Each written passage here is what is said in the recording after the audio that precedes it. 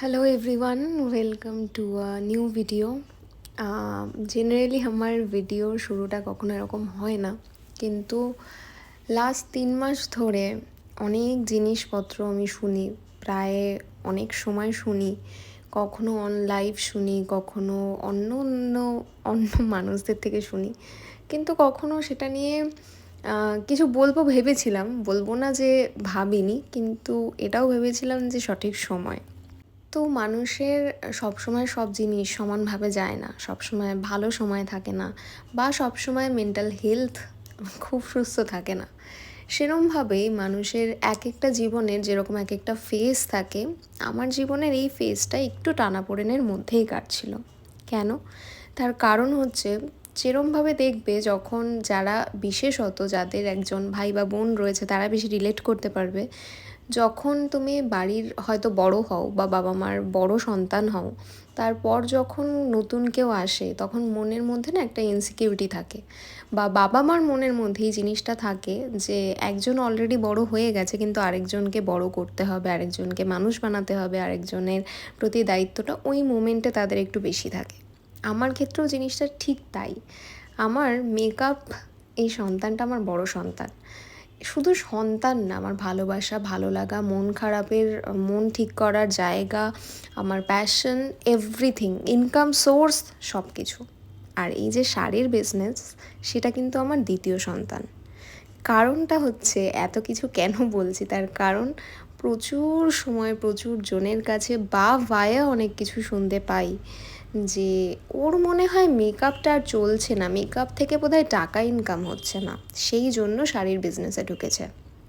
একটা কথা বলি তোমাদের, যখন আমি শাড়ির বিজনেসে ঢুকেছি তার থেকে প্রায় 1-2 বছর আগে থেকে না, শাড়ির বিজনেস করার কথা আমাকে একজন কন্টিনিউয়াস বলতো।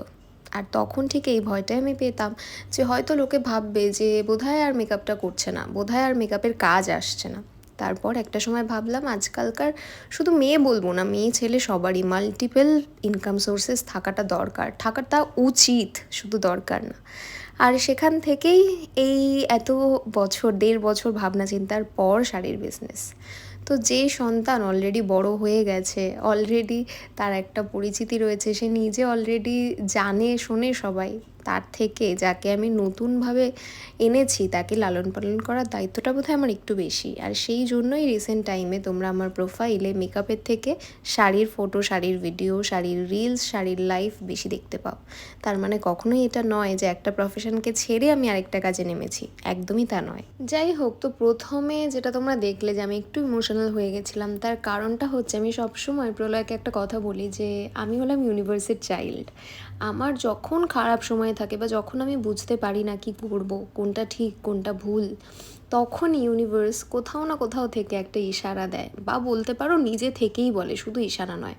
তো তেমনি এই যে পিআর প্যাকেজ, তোমরা বহুবার আমার প্রোফাইলে দেখেছো এর আগে, বহু ব্র্যান্ড, ল্যাকমে থেকে স্টার্ট করে, ডট অ্যান্ড কি থেকে স্টার্ট করে, লোটাস থেকে স্টার্ট করে, মেবলিন থেকে স্টার্ট করে, প্রচুর আরও নানান ব্র্যান্ড, আমি তাদের সাথে কোলাবোরেশন করেছি। পিএসসি, হ্যাঁ পিএসসি, সেটার নামটা বলতে ভুলে গেছিলাম। কিন্তু যখন এই যে মেকআপ হচ্ছে না, মেকআপ করছে না, এইসবের সময় যখন গিয়ে এই পিআরটা আমার কাছে এসেছিলো, তখন এটা সত্যি সত্যি আমাকে মেন্টালি ভীষণভাবে স্ট্রং হতে হেল্প করেছিল। যাই হোক, অনেক দিনকার না বলা কথাগুলো তোমাদের সাথে শেয়ার করলাম।